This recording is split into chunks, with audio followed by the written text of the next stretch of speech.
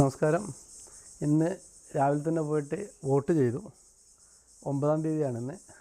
അപ്പോൾ വോട്ട് ചെയ്ത ഉടനെ തന്നെ ഞങ്ങൾ ടാറ്റ സഫാരി എടുത്തുകൊണ്ട് കാശ്മീരിലേക്കൊരു ഫാമിലി ട്രിപ്പാണ് നമ്മൾ പ്ലാൻ ചെയ്തിട്ടുള്ളത്. ഇവിടുന്ന് നേരെ ശ്രീനഗറാണ് ലേക്കാണ് ടാർഗറ്റ് വെച്ചിട്ടുള്ളത്. അപ്പോൾ ഓൾറെഡി വണ്ടീൻ്റെ അവസ്ഥ നിലവിൽ ഈ ഒരു കണ്ടീഷനാണുള്ളത്. ലഗേജ് കംപ്ലീറ്റ് അതായത് നമ്മൾ ഫുള്ളാക്കി വെച്ചിട്ടുണ്ട്. ഭക്ഷണ സാധനങ്ങൾ വഴിക്കിൽ നിന്ന് ഉണ്ടാക്കി കഴിച്ചിട്ടാണ് പോകുന്നത്. അതുപോലെ തന്നെ താമസവും വണ്ടിയിലാക്കാൻ പറ്റുന്ന ബെഡും കാര്യങ്ങളിലും ഇതിൽ തന്നെ സെറ്റ് ചെയ്തിട്ടുണ്ട്.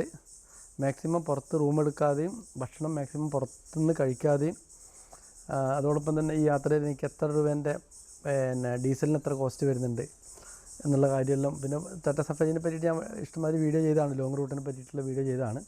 എന്നിരുന്നാലും ഇതും കൂടെ അതിൽ ഉൾപ്പെടുത്തുന്നതായിരിക്കും.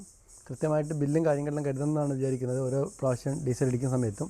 ഇപ്പോൾ ഇത് കണ്ണൂരായതുകൊണ്ട് തന്നെ ഞങ്ങൾ ഇനി ഫസ്റ്റ് ഇതടിക്കുക ഡീസൽ അടിക്കുന്നത് മംഗലാപുരം നിന്നായിരിക്കും. മംഗലാപുരം തലപ്പാടി കയറിയ ഉടനെ തന്നെ ആയിരിക്കും. പിന്നെ നേരെ ആ ഗോവ വഴിയാണ് പോകാൻ ഉദ്ദേശിക്കുന്നത്.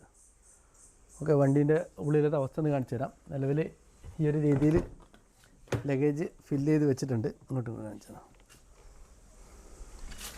അപ്പോൾ ഈ ഒരു രീതിയിലാണുള്ളത്. അപ്പം ഞാനും വൈഫും കുട്ടികളുമാണ് യാത്ര പോകുന്നത്. അതിൻ്റെ ഭാഗമായിട്ട് കുറച്ച് സ്റ്റിക്കറിൽ ഞങ്ങളിതുപോലെ വണ്ടീൻ്റെ സൈഡിൽ സ്റ്റിക്കറിലും ചെയ്തിട്ടുണ്ട്.